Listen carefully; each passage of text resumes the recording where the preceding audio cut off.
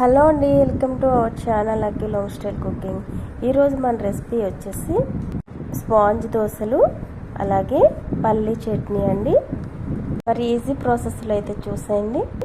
ఈ స్పాంజ్ దోశలకి మినపప్పు కానీ నూనెతో కానీ అస్సలు పని లేదు.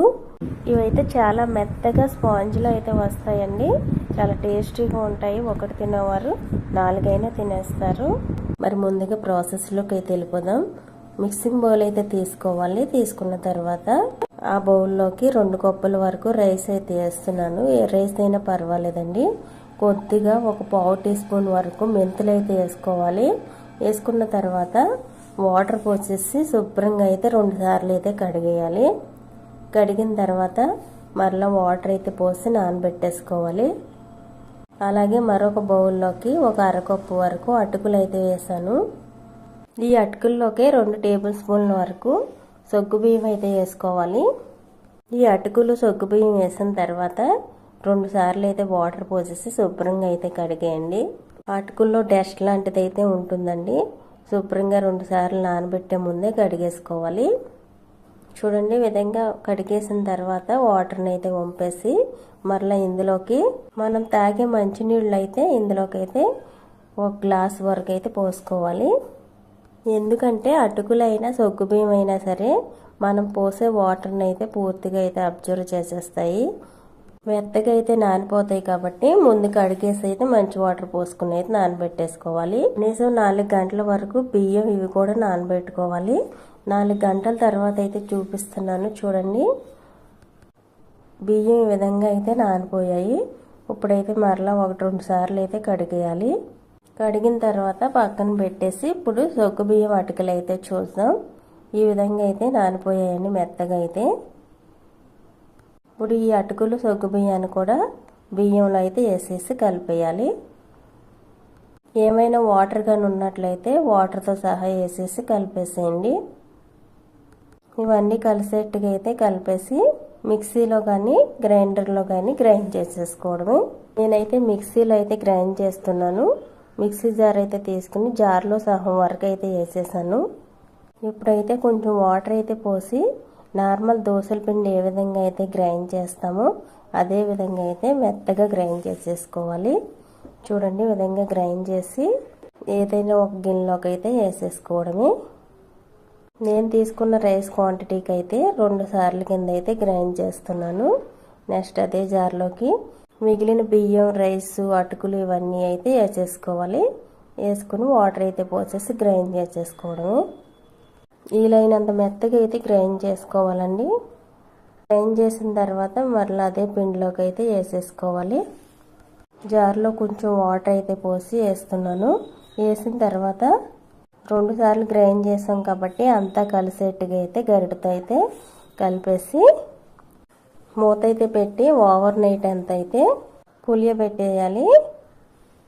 ఇలా నైట్ అంతా పులియబెట్టడం వల్ల దోశలు అనేవి చక్కగా చాలా బాగా అయితే వస్తాయండి. ఇప్పుడు మార్నింగ్ అయితే చూపిస్తున్నాను.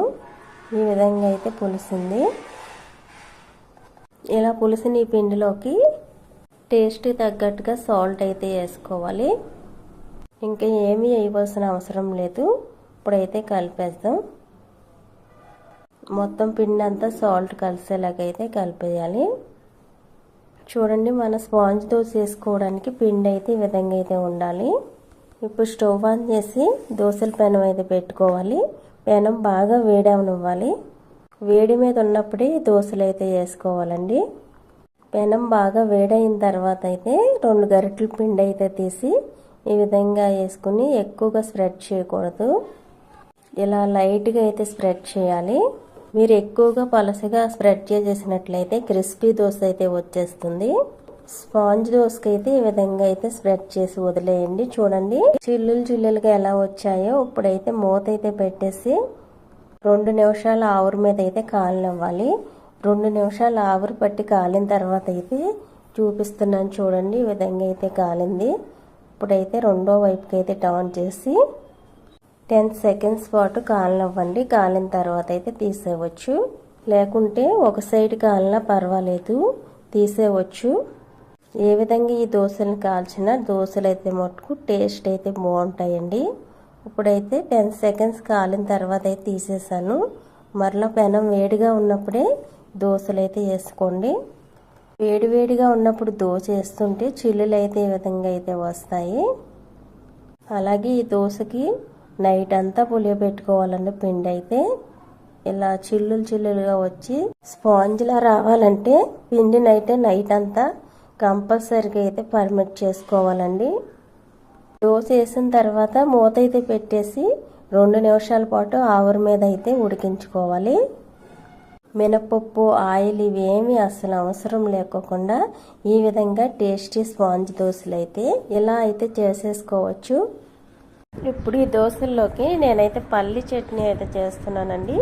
ఏ చట్నీ అయినా బాగానే ఉంటుంది. పల్లి చట్నీ అయితే చూసేయండి. స్టవ్ ఆన్ చేసి ఒక కళాయి అయితే పెట్టాలి. ఆ కళాయిలోకి 1 కప్పు వరకు పల్లీలు అయితే వేసాను. ఈ పల్లీలు ముందుగా అయితే ఫ్రై చేసేసుకోవాలి. ఈ విధంగా ఫ్రై అయ్యేలాగైతే ఫ్రై చేసేసుకుని ఇప్పుడు ఒక గిన్నెలోకి అయితే తీసేసుకోవాలి. ఇలా ఫ్రై అయితే సరిపోతాయండి పల్లీలు. ఇప్పుడు గిన్నెలోకి అయితే తీసేస్తున్నాను. నెక్స్ట్ అదే కళాయిలోకి 1 స్పూన్ వరకు ఆయిల్ అయితే పోసి 6-7 పచ్చిమిర్చి అయితే తీసుకుని మధ్యలోకి ఇరిసి అయితే వేసుకోవాలి. మిరపకాయలు బలంగా వేసినట్లయితే పైకి అయితే పేలుతూ ఉంటాయండి చిటపట్లాడుతూ. ఇలా ఇరిసి అయితే వేసుకోండి. ఈ మిరపకాయలు ఫ్రై అవుతూ ఉండగానే ఇందులోకి 1/2 ఇంచు వరకు అల్లం ముక్క, 1/4 టీ స్పూన్ జీలకర్ర అయితే వేసుకుని ఫ్రై చేసుకోవాలి. ఈ పచ్చిమిర్చి, అల్లం, జీలకర్ర ఈ విధంగా ఫ్రై అవుతే సరిపోతాయండి. తీసేయవచ్చు. ఇప్పుడు ఇవి కూడా తీసేసి ముందైతే మిక్సీ జార్లో పల్లీలు అయితే వేసాను. వాటిలోనే ఇవి కూడా వేసేద్దాం. ఇలా పచ్చిమిర్చి వేసిన తర్వాత పొట్టు తీసిన ఎల్లుల్లి రెబ్బలు అయితే 3 అయితే వేసుకోవాలి.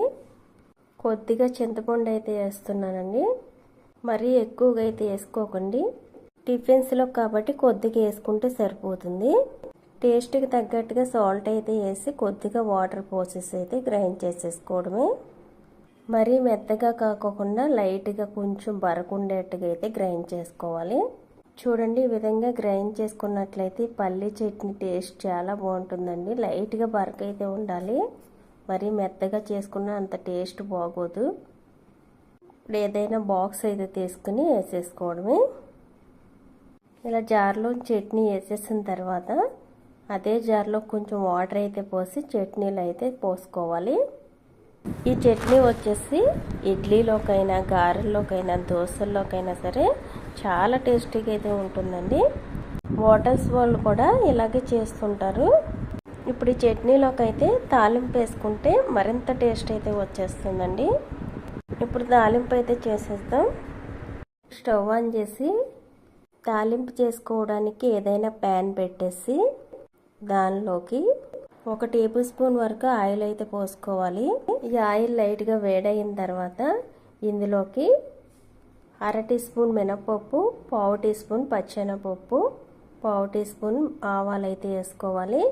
వేసిన తర్వాత ఈ ఫ్రై అవుతూ ఉండగానే ఇందులోకి కొద్దిగా కరివేపాకు అయితే వేసుకోవడమే. మీరు కావాలంటే ఇందులోకి ఎండుమిర్చి కూడా యాడ్ చేసుకోవచ్చు. నేనైతే వేయట్లేదండి. ఈ విధంగా ఫ్రై అయిన తర్వాత స్టవ్ ఆపేసి చట్నీలోకి అయితే వేసేసుకోవడమే. వేసేసి మొత్తం కలిసేట్టుగా అయితే కలిపేయాలి. ఇలా చాలా ఈజీగా అయితే పల్లి చట్నీ చేసుకోవచ్చండి హోటల్ స్టైల్లో. ఇప్పుడు ఈ చట్నీని మనం చేసిన స్పాంజ్ దోశల్లోకి అయితే సర్వ్ చేసుకుని తింటుంటే టేస్ట్ అయితే అద్దరిపోయిందండి. మరి మీరు కూడా ఒకసారి అయితే చేసి చూడండి. మళ్ళీ ఎలాగే చేసుకుని తింటారు. అంత టేస్టీగా ఉంటాయి ఈ స్పాంజ్ దోశలు, అలాగే చట్నీ కూడా. మరి ఈ రెసిపీ మీకు నచ్చినట్లయితే ఒక లైక్ అయితే చేయండి, సబ్స్క్రైబ్ చేసుకోండి.